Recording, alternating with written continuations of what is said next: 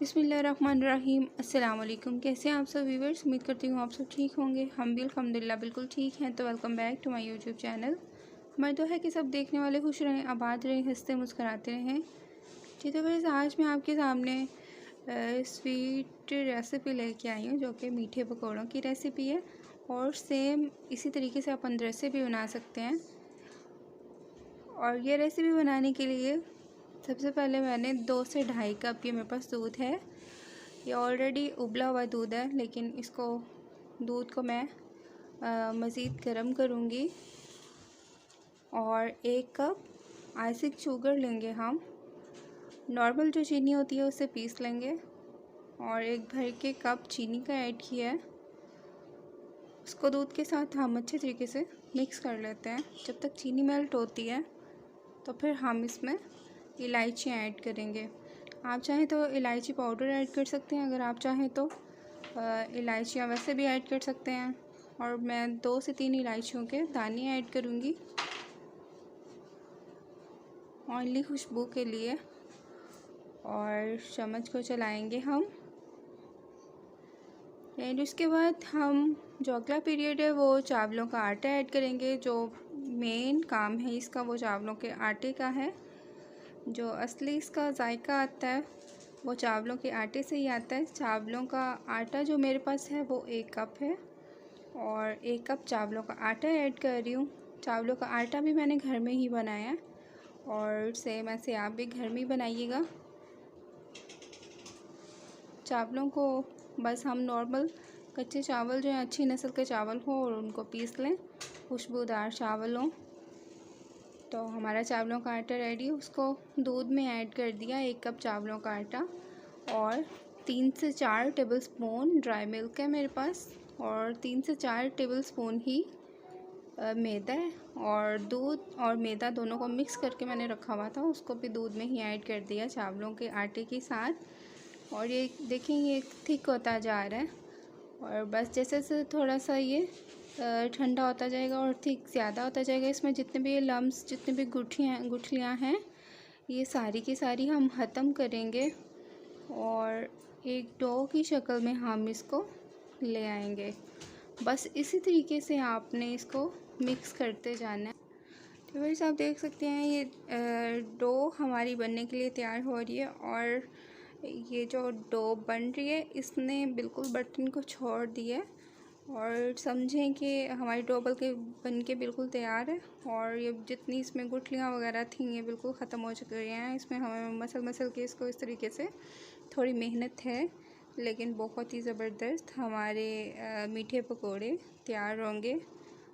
और इसमें थोड़े से हमने तिल ऐड किए। तिल बहुत ज़्यादा आपने ऐड नहीं करने, क्योंकि बाद में भी फिर जब हम पकोड़े बनाएंगे तो उसके ऊपर भी तिल लगाए जाएंगे, फिर बहुत ज़्यादा हो जाएंगे।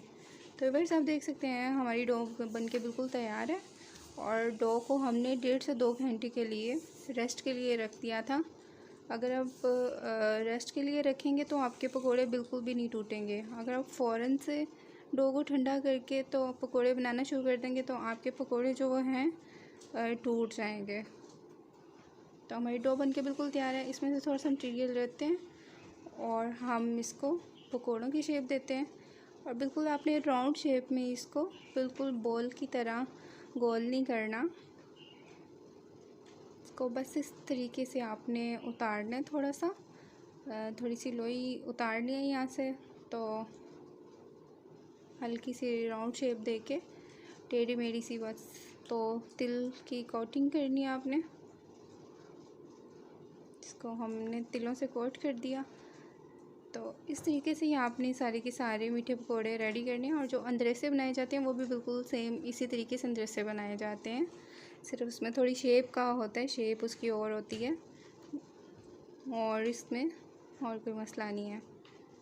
तो सारे के सारे पकोड़े ऐसे ही बनेंगे। तो अगर आप न्याज के तौर पे तकसीम करना चाहते हैं कोई चीज़, तो मैं कहती हूँ आपको कि ये चीज़ सबसे बेस्ट है। और मैं तो जब भी कोई चीज़ तकसीम करनी हो, न्याज तकसीम करनी हो या कुछ भी कोई चीज़ बांटनी हो, तो मैं ये पकोड़े ही बाज़ार से भी ख़रीदती हूँ।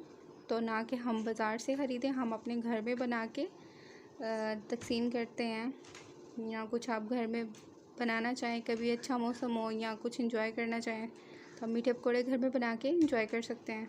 तो कढ़ाई में मैंने ऑयल गरम करके ऑलरेडी रखा हुआ था। नॉर्मल फ्लेम पे हमने ऑयल को गरम करना है और जितनी इसमें जगह है उतने ही हम इसमें पकोड़े ऐड करेंगे। जो हमने पकोड़े बनाए हैं वो इसमें हम ऐड कर रहे हैं। और चम्मच आपने बिल्कुल भी नहीं चलाना, बस इस तरीके से कढ़ाई को थोड़ा सा घुमा के ऐसे ऑयल को, तो आपने इनको पकोड़ों को हिलाना है ताकि हर तरफ से ये पके, ऑयल इनमें हर तरफ से जाए। तो ये देखिए कितना ज़बरदस्त कलर आ गया। बिल्कुल नॉर्मल फ्लेम पे आपने इनको फ्राई करना है, तेज़ आंच पे बिल्कुल भी नहीं करना, ताकि इसके अंदर जो चावलों का आटा है वो अंदर तक बिल्कुल पक जाए और बहुत ही ज़बरदस्त इसका जायका आएगा। ज़रूर बना के ट्राई करेगा, आपको बहुत पसंद आएंगे। ना कि हम बाज़ार से डबल महंगी चीज़ ख़रीदें और पता नहीं किस किस किस्म के ऑयल होते हैं जिनमें उन्होंने फ्राई किया होता है। तो आप घर में ट्राई करें जैसे कि मैंने ट्राई किया।